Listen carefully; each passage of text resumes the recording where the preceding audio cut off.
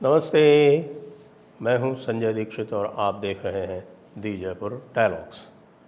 कल एक शरीफ ज़ादे हैं, उनका नाम है मेजर जनरल अहमद शरीफ। वो पाकिस्तान के director general of inter services public relations हैं, यानी कि उसको कहते हैं ISPR। तो कल उन्होंने भारत पर ज़बरदस्त हमला किया।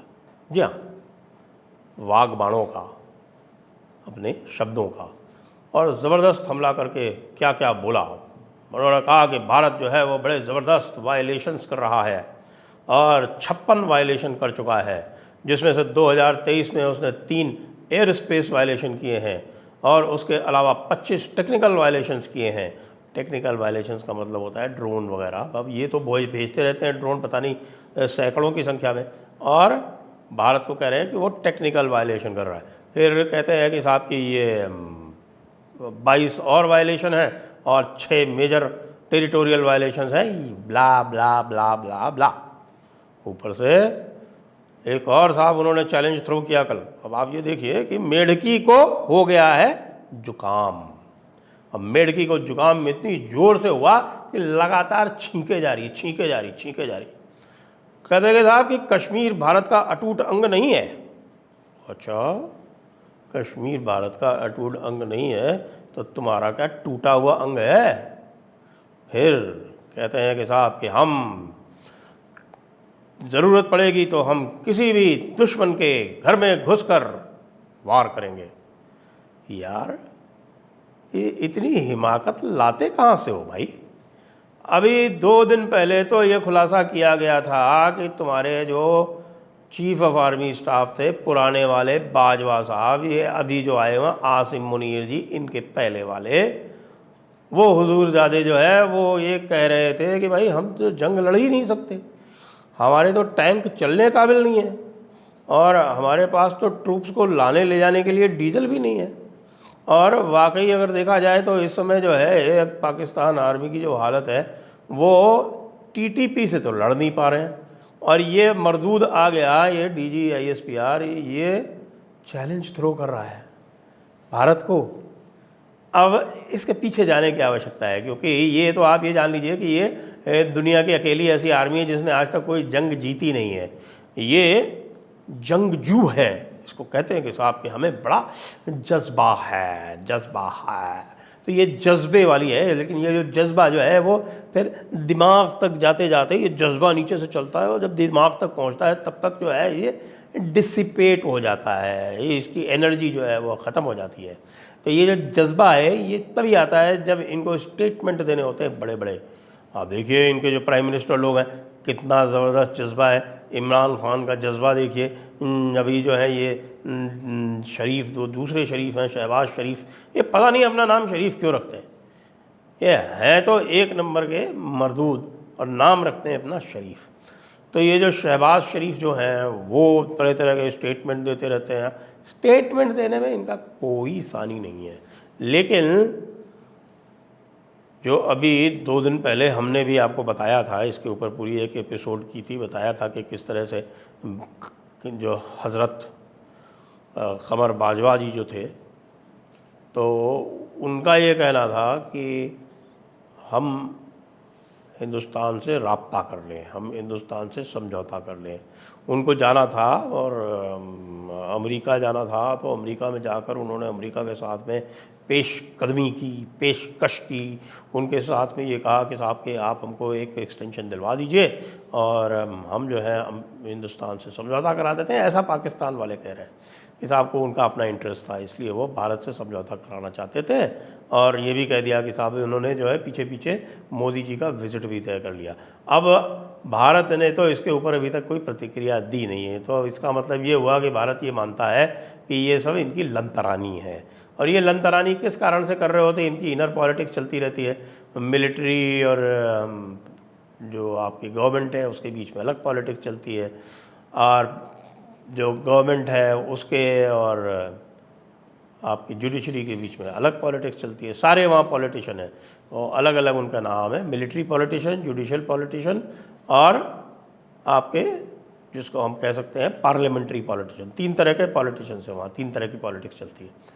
तो अब इस पॉलिटिक्स में अब ये ज़रूरी हो गया कि इतनी बड़ी बात सामने आ गई कि पुराना जो है आर्मी चीफ वो कह गया है कि भाई हम लड़ नहीं सकते, तो कुछ कहना पड़ेगा। तो हमारे डीजी आईएसपीआर साहब जो आए और खड़े होके और बड़ी ज़ोरदार उन्होंने स्पीच डिलीवर की और ये कह दिया कि साहब हम साथ में ये और कहा कि हम जो है इंशाअल्लाह हम ईमान तकवा और जिहाद फ़ी सबीलिल्लाह के हिसाब से लड़ते हैं, हमारी मिलिट्री जो है वो जिहाद करती है, ये भी मान लिया उन्होंने। यही बात हम आपको कब से बता रहे थे। कल डीजी आईएसपीआर ने खड़े होकर मान लिया कि वो जिहाद फ़ी सबीलिल्लाह करेंगे, यानी कि जिहाद पूरी तरह से करेंगे। और जिहाद तो आप जानते हैं कि हर तरह से होता है, खुला जिहाद होता है, छुपा जिहाद होता है। जिहाद के लिए हर चीज़ जायज़ है, जिहाद के लिए तो लावतात तक जायज़ है। ये बताया गया कि आजकल एक नया तरह का जिहाद शुरू हुआ है जिसको बोलते हैं एनल जिहाद। एनल मतलब एनस, अब उसको मैं हिंदी में कहूँगा तो थोड़ा गड़बड़ हो जाएगा। अरे ये कि गांव वाला जिहाद, तो गांव का जिहाद जो होता है उसमें जो गांव है उसको चौड़ा किया जाता है, उसमें आप जानते हैं कैसे किया जाता है। और फिर उसमें जो है वो एक्सप्लोजिव प्लांट करके उस जिहादी को भेज दिया जाता है, फिर उसको चार्ज कर दिया जाता है, रिमोट से उड़ा दिया जाता है, कैसे भी कर दिया जाता है। नए तरह का जिहाद है। तो इस तरह के अभी तक गांवू हमारे यहाँ आए नहीं हैं, लेकिन ये बात तो कल हमने देखी, इसके ऊपर चलाई गई। पाकिस्तान का ही कोई बंदा था, वो चला रहा था अपने यूट्यूब पे और इनडायरेक्ट मैसेज दे रहा था कि साहब कि अब गांव जिहाद भी होगा। लेकिन ये जो डीजी आईएसपीआर है ये कौन सा जिहाद कर रहा था? तो इसका जब हम विश्लेषण करते हैं तो ये पाते हैं कि इस समय जो मिलिट्री है उसकी सबसे बड़ी प्रायोरिटी ये है कि इमरान खान वापस ना आए। तो इमरान खान वापस ना आए तो उसके लिए ये ज़रूरी है कि इलेक्शन ना हो। दूसरी बात यह है कि दूसरा जो उसकी प्रायोरिटी है वो ये है कि भले ही पाकिस्तान की इकोनॉमिक कंडीशन, जो उनकी आर्थिक स्थिति है वो पूरी तरह से खस्ता हो, भले उनको आटा जो है वो 400-500 रुपये किलो मिले, भले उनको दाल ना मिले, भले उनके यहाँ किसी भी तरह की सब्ज़ी ना मिले और टमाटर और प्याज के लिए मारा मारी हो, लोग भूखों मरें और उनके पास पेट्रोल नहीं हो, आर्मी के पास राशन नहीं हो, पेट्रोल नहीं हो, असलहा भी नहीं हो, सारा का सारा जो एम्यूनिशन है वो बेचे ले रहे हैं यूक्रेन को। उनकी सारी फैक्ट्रियां जो हैं जो भी प्रोडक्शन कर रही हैं वो इस समय यूक्रेन के लिए कर रही हैं। भले ये सारी स्थिति हो, लेकिन आर्मी को उसका जो बजट है वो पूरा मिलते रहना चाहिए। कई बार क्या होता है जब कैश क्रंच होती है तो फिर ट्रेजरी से पैसा तो निकल ही नहीं पाता, होता ही नहीं है तो निकले कहाँ से। तो उसमें सभी जो है वो आ जाते हैं गिरफ्त में। तो उनका कहना है कि भाई किसी का भी पैसा रोको, आर्मी का नहीं रुकना चाहिए। तो इसके लिए क्या किया है उन्होंने कि ये एक शगुफा छोड़ा है। शगुफा ये छोड़ा है कि भारत से जंग होने वाली है। ये भी कहा इस प्रेस कॉन्फ्रेंस में कि हमारे जो COAS हैं, यही जो आसिम मुनीर है, जो सैयद है, पहला सैयद बताते हैं, और सैयद है उसके ऊपर बहुत सारे लोगों ने इसके लिए ये भी डाउट किया। बहुत दिनों तक उसको क्लियरेंस इसलिए नहीं मिली क्योंकि कहते हैं कि सऊदी अरेबिया ने कह दिया कि ये तो शिया है और हम शिया को, आपके पाकिस्तान तो चूँकि हमारी क्लाइंट स्टेट है इसलिए वो शिया को नहीं रख सकती COAS। तो उसके बाद फिर बड़ी मुश्किल से क्लियर किया गया कि नहीं, शिया नहीं सुन्नी है। वैसे ऑफिशियली तो आपको बताया हुआ है हमारे प्रोग्राम में, आरजू काज़मी ने उसने बताया था कि 80% लोगों ने तो एफिडेविट दे रखे हैं कि वो शिया है, क्योंकि शिया होने से उनका जो है कंपलसरी ज़कात का डिडक्शन उनके बैंक में नहीं होता है। तो ये तो कौम ही झूठी फरेबी, ये कौम पूरी की पूरी नालायक है। और ये जो कहें उसको तो पिंच ऑफ सॉल्ट के साथ तो लेना ही चाहिए, लेकिन ये डायरेक्ट तो कुछ नहीं कर सकते। हाँ, ये ज़रूर है कि ये जिहादी तंजीमों को ये आगे बढ़ाएंगे, ये चाहेंगे कि भारत को प्रोवोक करें जिससे भारत कोई इनके ऊपर कोई स्ट्राइक करे और उसके बहाने से फिर ये इलेक्शन टलवा दें और उसके बहाने से ये कह दें कि भाई नहीं नहीं नहीं नहीं, फ़ौज का जो है वो पैसा बढ़ाया जाए। फ़ौज का पैसा नहीं बढ़ेगा तो काम कैसे चलेगा? फौज का पैसा बढ़ा के ही तो काम आगे चला सकते हैं। तो ये यहाँ पर ये सब नाटक हो रहे हैं और इन नाटकों से भारत को सावधान रहने की आवश्यकता है। यदि भारत G20 अपना सफलतापूर्वक करवा ले गया और इनके जो मंसूबे हैं कि वो एक इंटरनेशनल इशू क्रिएट करेंगे किसी तरह की और कोई जिहादी हरकत करके वो करवा ले गया, तो इनके पास फिर डूब मरने के अलावा और कोई चारा रहेगा नहीं। वैसे ही डूब रहे हैं। हमारा ये है एक प्रयास होना चाहिए कि हम इनको डुबोने में इनकी मदद करें। और दूसरी बात यह है कि अत्यंत आवश्यक है कि हम जिहाद को जिहाद बोलना सीखें। वहाँ से खड़ा खड़ा वो बोल रहा है कि हमारी आर्मी का मकसद है जिहाद फी सबीलिल्लाह, और हम जो है वो जिहाद के ख़िलाफ़ कुछ नहीं बोलते हैं कि नहीं हम जिहाद बोलेंगे तो हमारा जो है वो अब्दुल बेचारा जो बैठा हुआ है पंक्चर वाला या ज़ुबैर पंक्चर वाला वो नाराज़ हो जाएगा। नाराज़ होए तो आज होता हो तो कल होए।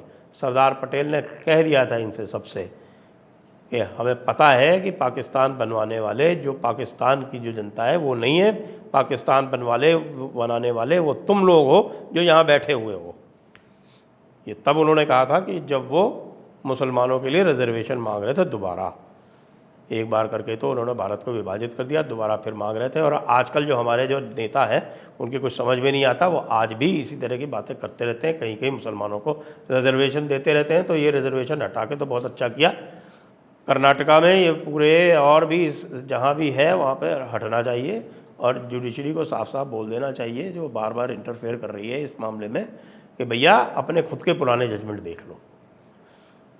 तो पाकिस्तान की तरफ से जो कुछ भी आ रहा है वही वाली बात जो मैंने उसको कहा कि हाँ भाई ठीक है, मेढकी को ज़ुकाम है, छींक रही है और छींकते छींकते पता नहीं क्या उसका हश्र होगा और उसको तो छींकते छींकते ही हार्ट फेल हो जाना है।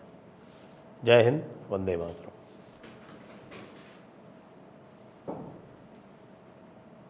कितना हुआ?